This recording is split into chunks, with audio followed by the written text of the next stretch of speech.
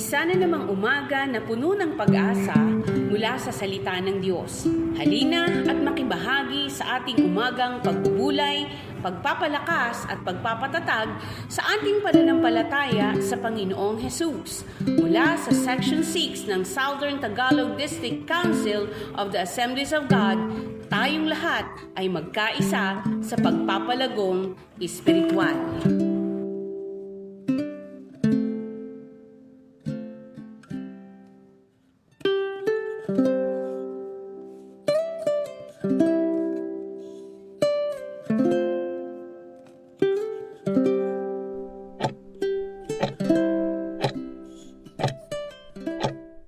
Magandang araw po, magandang umaga. Saan man kayo naroon, salamat muli sa Panginoon sa panibagong araw, panibagong oras, panibagong lakas, panibagong pag-asa na ibinibigay sa atin ng ating Diyos na nagmamahal sa ating lahat. Tayo po ang lahat ay manalangin.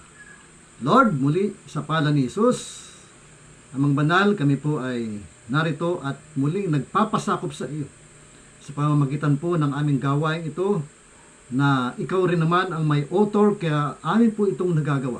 Alam po namin na kalooban mo na kami ay magpatuloy, kalooban mo na kami ay maupo, makinig, manalangin, at makipag-fellowship sa iyo kasama makapatiran sa pamamagitan ng platform na ito. Purihin ka, Panginoon, patnubayan mo po at pangunahan ng iyong lingkod kasama ng lahat ng makakapakinig ng mensahe ito. Sa pangalan ni Jesus, ito ating dalangin. Amen. Amen. Welcome po sa part 4 ng atin pong tinatalakay, ang pundasyon ng tunay na pagbabago. Muli po ating basahin ang ating key-verse, awit chapter 51 verse 10, isang pusong tapat sa aking likhain, bigyan mo o Diyos ng bagong damdamin. Isa pong prayer ng sumulat. So tayo pong lahat, ay sabi ko nga, ang isang gusto magbago, ito ang unang dapat niyang panalangin. At kasunod, ang kanyang mga ay pagsunod sa kalooban ng Diyos. So yun po, nakaraan po ay ating pong tinalakay. Ang proseso ng tunay na pagbabago, number 1 ay hanapin at kilalanin si Kristo. Ano po, at tayo po ay magsakripisyo at sumunod, dahil sabi nga po sa aklat ng Matthew chapter 6 verse 33, seek first the kingdom of God, and His righteousness.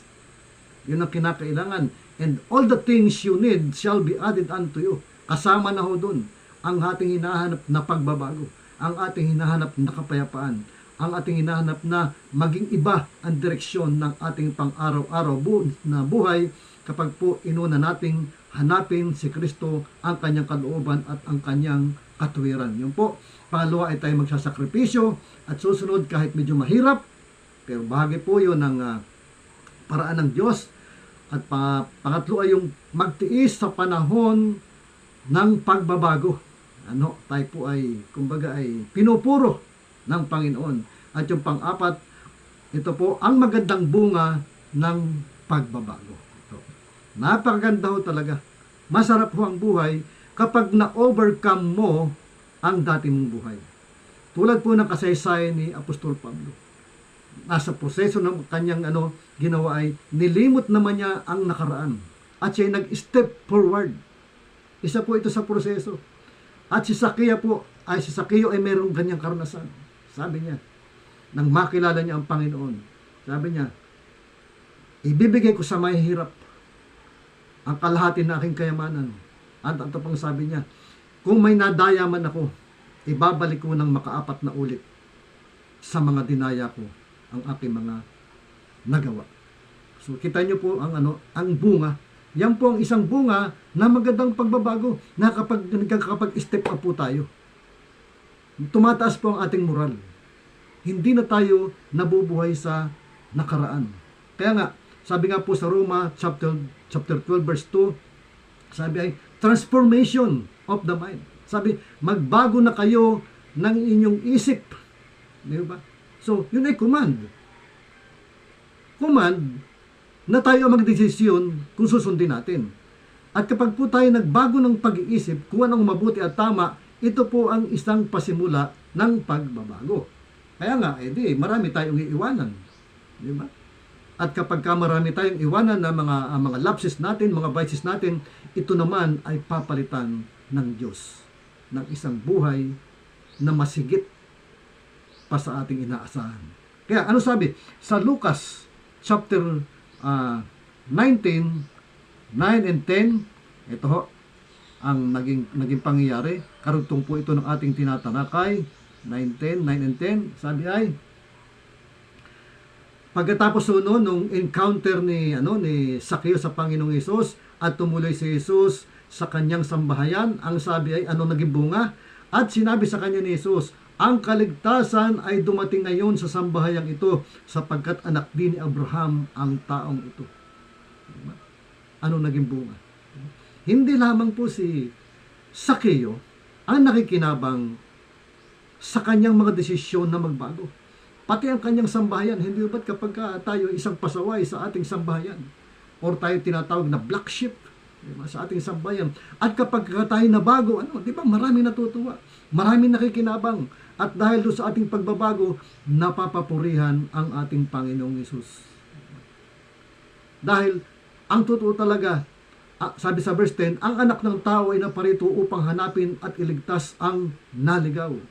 At ang mga tao pong nabubuhay sa kadiliman, ang mga taong ayaw magbago at nabubuhay sa kanilang mga pride, sa kanilang mga karunungan, sa kanilang katigasan ng mga ulo, ito po yung mga hinahanap ng Panginoong Hesus. Amen. Ito po yung hinihintay ng Panginoong Hesus na magdesisyon na lumapit at magpasakop sa Kanya. Ito yung mga taong hinihintay ng Panginoong Hesus na magkaroon ng total transformation ng kanilang buhay dahil alam niya na ang mga taong ito ay mga bigo sa kanilang mga pangarap. Bagamat sa biglang tingin sila ay asinsado, meron sa lahat ng bagay, but yung spiritual emptiness na tinatawag ay taglay pa rin po ng isang taong hindi nagbabago. Kahit pa nga siya ay isang totoong nananampalataya sa Panginoon. Kaya nga po, questionable rin di ba? Ang totoong nananampalataya sa Panginoong Hesus, ang bunga nito ay isang tunay na pagsunod. Kaya sabi niya, naparito ako upang hanapin at iligtas ang naliligaw. Yun ang kanyang mission ng Panginoong Hesus. At isang mission niya nga ay upang hintayin ang desisyon ng isang taong lumapit sa Kanya at handang magpabago. Amen. So napakaganda po. Kaya, anong resulta? Pagkatapos noon, ng isang mission ng Panginoong Hesus, na may isang taong gusto magbago, si Lord, si Hesus, ay patuloy po sa kanyang ministry. And sabi sa verse 11, habang ang mga tao ay nakikinig, di ba? So, sa oras na yun, habang si Hesus ay nasa sambahayan ni Sakeo, marami nakikinig. Sabi, habang ang mga tao ay nakikinig, isinalaysay din ni Hesus sa kanilang isa pang talinghaga. So, balik na naman si Hesus sa isang talinghaga. Amen po. Sabi, si Hesus ay malapit na doon sa Jerusalem at inakala ng mga tao na magsisimula na ang paghahari ng Diyos. Diba? Yung pagkabay, di ba pag may mga himala na nangyayari sa mundong ito, kahit yung mga apparition na tinatawag, peke man o ito, hindi totoo, at kapag ang isang tao ay nagbabago, na dating masamang-masama ay biglang nagbago, siguro, nakala ng mga tao, wow, nagbago yung isang maninigil ng buwis, yung isang mangutong, yung isang makasalanan. Siguro ay magsisimula ng paghahari ng Diyos, di ba? Balik na naman ang Panginoong Hesus doon sa Kingdom of God. Kingdom of God dito sa lupa. Yan. Kaya, napansin po natin na sa bawat mission ng Panginoong Hesus, sa bawat kanyang ministeryo, pagkatapos ng pagtalakayan sa maraming tao, pagkatapos ng isang mission na kanyang ginawa, balik na naman siya sa the Kingdom of God dahil napakahalaga po nito sa loob ng kanyang 3 taong pangaral bilang tao dito sa lupa. Nakasentro po talaga siya the Kingdom of God. Kaya po mga kapatid, magpatuloy po tayo sa pagbabago, sa paglago. Habang po tayo ay, kapag po nagsimula ang ating pagbabago, magsisimula na rin po ang paglago ng ating tunay na kaugnayan at koneksyon sa Diyos. Maging ang ating kaalaman. Bakit? Kasi yung mga tulad ng isang lalagyan na nilinis at nilagyan ng panibago, ito ay laging madadagdagan. Nalinis po ang ating puso, nagbago tayo ng ating buhay, ng ating mga lakad, ng ating mga prinsipyo, ng ating mga pag-uugali. So, malayang-malaya po ang banal na Espiritu Santo na ipaunawa at ituro sa atin ang mga nararapat nating maintindihan. Tanggapin ang katotohanan na hindi natin kayang ganap na baguhin ang ating sarili. Bagamat nakakatulong, but not enough. At tangi si Kristo lamang ang kasagutan. Yan po. Kaya sabi po, Ezekiel chapter 36, verse 26 hanggang 27. Ito po ang nakasulat. Ezekiel 36, 26 hanggang 27, ang sabi.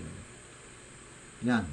Kung tayo po ay nagdesisyon, magpapabago sa Panginoon, ang sabi ng Panginoon, kung hahanapin ninyo ako, kayo aking matatagpuan. At ito naman ang napakagandang sinabi sa aklat ng Ezekiel. Sabi, bibigyan ko kayo ng bagong puso at bagong espiritu. Wow! Ang ganda, no? Ang masuwayin ninyong puso ay gagawin kong pusong masunurin. Amen. Ang ganda. In verse 27, bibigyan ko kayo ng aking espiritu, di ba? Upang makalakad kayo ayon sa aking mga tuntunin at masunod ninyong mabuti ang aking mga utos. Yan. Yan po ay pangako ng Diyos sa lahat ng tao, lalong-lalo na doon sa mga taong nagdesisyon na siya ay gustong magpabago sa Panginoon.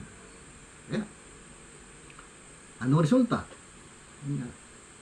New heart, di ba? Bagong puso, bagong damdamin, bagong kaisipan. Salamat sa Diyos. Kaya po, true changing life is the result of true union with Christ. Ang pagbabago po ng ating buhay ay manifestation na talagang tunay tayo na nakipag-isa sa Panginoon. Isa po ito sa palatandaan. Kaya yung 2 Corinthians chapter 5 verse 17, sana po ay naranasan natin ito at ganito ang ating katayuan. 2 Corinthians chapter 5 verse 17, union with Christ. Kaya kung ang sino man nakipag-isa na kay Kristo ay isang tao ay isa ng bagong nilalang. Yan. At sabi, wala na ang dati niyang pagkatao sa halip ito'y napalitan na ng bago. Kaya, kung ikaw ay isang tunay na nagbago, amen, ito daw po ay palatandaan na ikaw ay talagang nakipag-isa kay Kristo. Kumusta po? Sana po, lahat tayo nakapakinig ay maisip natin, tanungin natin ang ating sarili, ako nga ba ay nabago na? Meron pa bang mga bagay na ayaw kong isabit sa Panginoon? Kaya siguro ganito ang buhay ko. So, tayo po ang Diyos po ang unang-unang nakakaalam ng mga dapat pambaguhin sa ating buhay at tayo rin mismo na may katawan. Kaya yung pong kay verse natin, Lord, bigyan mo po ako ng isang pusong tapat at isang bagong damdamin. Tayo pong lahat ay manalangin. Lord, salamat po sa kabutihan mo.